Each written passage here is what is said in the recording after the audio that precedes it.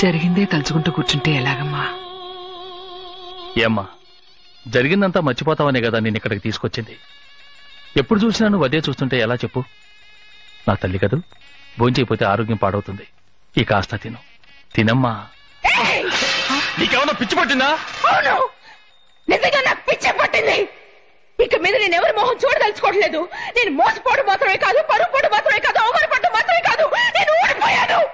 ఒక పని మనిషి దగ్గర నేను ఓడిపోయాను. అతని మీద ఇంత ఆశ పెట్టుకున్నామని తెలుసుకోలేకపోయానమ్మా. ఎలాగైనా నరసింహాన్ని తీసుకొచ్చి నీకు అప్పగిస్తాను. ఒక పని మనిషి పడుకున్న చోట నేనా? నీకు ఇటువంటి నీచమైన ఆలోచన ఎలా వచ్చింది? నువ్వు నా కాదవేనా? నువ్వు అసలు ఆలోచించి మాట్లాడుతున్నావా? అన్నిటికీ నువ్వే కారణం. నువ్వే నీ డబ్బు పిచ్చే కారణం. వెళ్ళండి, అందరూ వెళ్ళండి. ఇంకెప్పుడు ఎవరు నా కంట పడకండి. మళ్ళీ ఎవరైనా నా కంట పడ్డారో నా మొహాన్ని నేను నిప్పుగా తగలు పెట్టుకుంటాను. వెళ్ళిపోండి, వెళ్ళిపోండి, అందరూ వెళ్ళిపోండి.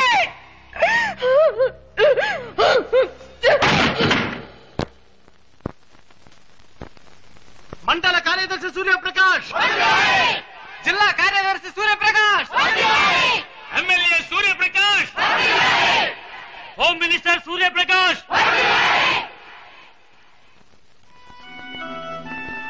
ఒక సంవత్సరం కాదు, 2 సంవత్సరాలు కాదు, 18 సంవత్సరాలుగా తన ఆ గదిలోనే ఉండిపోయింది. ఇంతవరకు బయటికి రాలేదు. నన్ను తప్ప ఎవరినీ గదిలోకి రానివ్వనూ లేదు. నా అంతస్తు పెరిగిన కొద్దీ ఈ ఇంటిని ఎన్నో రకాలుగా మార్చాను. కానీ తన రూమును మాత్రం మార్చలేకపోయాను, తనని మార్చలేకపోయాను. అది కూడా పర్వాలేదండి. అమ్మ చనిపోయినా కూడా బయటికి రాలేదంటే మీరే ఆలోచించండి. ఎప్పుడూ తన గదికి భోజనం నేనే తీసుకువెడతాను, అది తనకిష్టమై అడిగితే. వీళ్ళ అమ్మాయి గాని ఇంకెవరైనా గాని భోజనం తీసుకెడితే పళ్ళె నెట్టేస్తుంది. తను ఎప్పుడు లేస్తుందో, ఎప్పుడు తింటుందో, ఎప్పుడు పడుకుంటుందో ఏదీ తెలియదు. కానీ ఆ పెళ్లి క్యాసెట్ అవుతున్న శబ్దం మాత్రం వినపడుతూ ఉంటుంది. ఇన్స్పెక్టర్ అండి. సార్, సీఎం మీటింగ్ బయలుదేరారు, వెళ్దామా? వెళ్దాం. మరి నేను చెప్పింది గుర్తుపెట్టుకోండి. ఎన్ని పూజలైనా చేయండి, ఎంత ఖర్చైనా పర్వాలేదు, తను మారాలి, అదే ముఖ్యం. ఈ విషయం ఎవరికీ తెలియకూడదు. అలాగేనండి. మావయ్య, సీఎం మీటింగ్ బయలుదేరారు, నేను వెళ్ళొస్తాను. అల్లుడు, నా విషయం ఏంటి మావయ్య, ఆటగా ఉందా? కొవ్వెక్కి నీ కొడుకులు అనవసరమైన బిజినెస్ చేసి దెబ్బతింటే దాన్ని నన్నేం చేయమంటావు? అది అప్పు చేసింది ఎవరి దగ్గర? వెంకయ్య గౌడి దగ్గర. అల్లుడు, అంతా పోయింది. చిట్ట చివరికి మిగిలింది ఆ ఇల్లు ఒక్కటే. అది కూడా పోయిందంటే ఈ వయసులో నేను నడి రోడ్లో నిలబడాలి. కనీసం ఆ ఇంటి వరకైనా వాళ్ళ దగ్గర నుంచి విడిపించలుడు. అల్లుడు, నా కూతురికి నీకు నేను ఎంతో చేశాను, కొంచెం ఆలోచించలుడు. ఏం ఆలోచించబట్ట? అతని ఢిల్లీ దాకా పలుకుబడి ఉంది. ఈ విషయం గురించి సీఎంకి చెప్పాడా నా పదవి ఊడుతుంది. వస్తాను. మీ నాన్నకి వెళ్ళిరానా? వస్తున్నా. నమస్కారం. వాళ్ళకి ఇవ్వండి. మీ పత్రాలు పెట్టుకు వస్తున్నాడా? పెట్టలేయండి. మీటింగ్ టైం అవుతుంది, మీరు ఎక్కండి.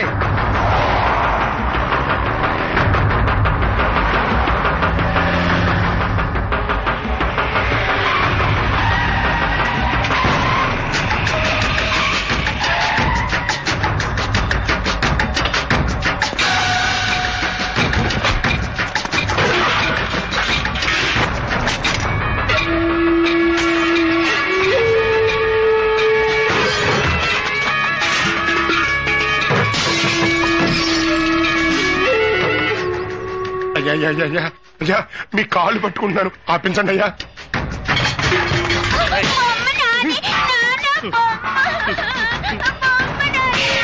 అయ్యా అయ్యా మీ బాకీ నేను ఎలాగైనా తెచ్చుకుంటానయ్యా. నువ్వు అప్పు తిరిగిస్తా అని అంటూనే ఉన్నావు. నువ్వు ఇచ్చింది లేదు, నేను పుచ్చుకున్నది లేదు, మరి ఏం చేయమంటావు? వంశపారంపరంగా ఉంటుంది ఇల్లయ్యా, ఊళ్ళో తెలిస్తే ఉన్న పరువు పోతుంది. ఆ కాలం నాటి ఇల్లు, అందమైన ఇల్లు, కంచుకోట లాంటి ఇల్లు కదిలించలేననే గాని ఉద్దేశం. మా అన్నయ్య ఎంతో వైభవంగా బతికిన ఇల్లయ్యా, కొంచెం టైం ఇవ్వండి, అప్పు ఎలాగైనా తీరుస్తాను. ఎలా ఇస్తావు? దొంగతనం చేస్తావా? నువ్వు చేసినా చేస్తావు, దొంగతనం చేసి ఇచ్చినా ఇస్తావు. ఏం చేయను? నీకు ఇచ్చిన గడువు పూర్తయింది కదా, ఇక నన్ను ఆడించలేవు, కదిలించలేవు. అది దేవుడే వచ్చినా ఏమీ చేయలేడంటున్నా. ఎవరిచ్చారు?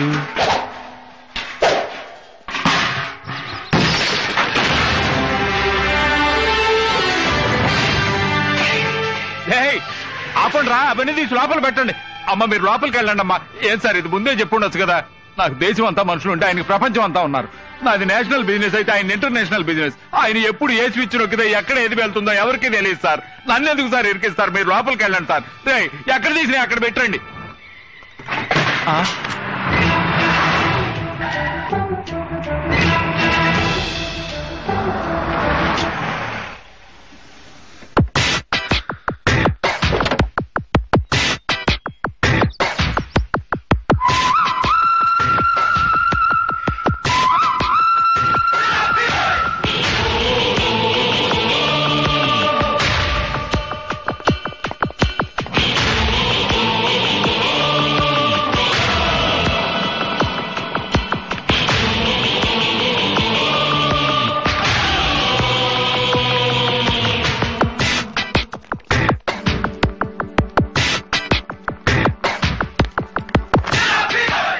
ఎక్కడికొచ్చి గొడవ చేస్తున్నావు? ఇదెవరిల్లో తెలుసు కదా? తెలుసండి, మీకు వాళ్ళకి విరోధం అని మీరు తలదూర్చరని చెప్పారండి, అందుకని.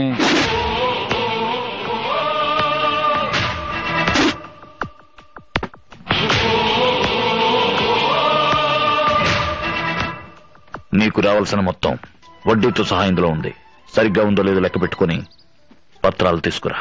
లెక్క పెట్టకుండా ఇచ్చేది మీరు, మిమ్మల్ని తలుచుకుంటూ బతికేది మేము. మీ డబ్బుని లెక్క పెట్టగలమా? రాయ్ పత్రాలు తీసుకురండి రా. అలవాటు దోషంతో అరిచాను, నన్ను క్షమించండి. మీరు వెళ్ళండి అయ్యా, నేను దగ్గరుండి సర్దిస్తాను. రాయ్ తేండి. ఎక్కడి నుంచి తీశారో అక్కడ పెట్టండి. అతిగా ఆశపడే మగవాడు, అతిగా ఆవేశపడే ఆడది సుఖపడినట్లు చరిత్రలో లేదు. ఇది నా తండ్రి పుట్టి పెరిగిన స్థలం. నాకు సంబంధించి ఇది ఒక దేవాలయం. ఇక ముందైనా జాగ్రత్తగా చూసుకోండి. ఇచ్చావుగా బాబు. అది ఇల్లు కాపాడటానికి, ఇది మిమ్మల్ని కాపాడుకోవడానికి.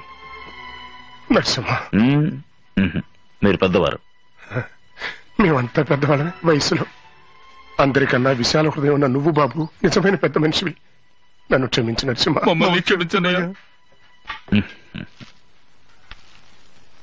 బాబాయ్, జీవితంలో ఒకటి మాత్రం గుర్తుంచుకోండి. కష్టపడందే ఏదీ రాదు, కష్టపడకుండా వచ్చింది ఎన్నటికీ నిలవదు.